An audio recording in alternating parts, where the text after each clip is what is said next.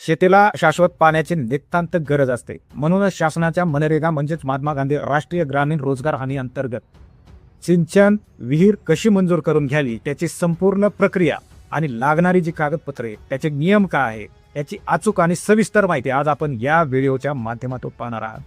Channel subscribe केला नसेल तर आधी सबस्क्राईब करून घ्या, नंतर तुम्ही विसरून जाता. सर्वात आधी पाहूया मनरेगा विहीर योजनेसाठी कोणती आवश्यक कागदपत्रे लागतात.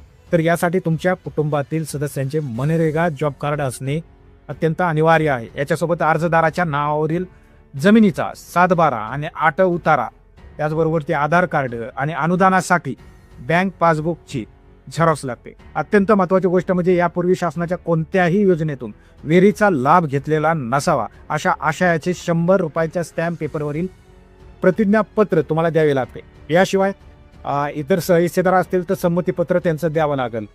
ग्रामसभेचा ठराव, जागेची चतुर्सीमा दर्शवणारा कच्चा नकाशा आणि काही ठिकाणी भूजल सर्वेक्षण विभागाचा पाणी उपलब्धतेचा दाखला देखील जोडावा लागतो.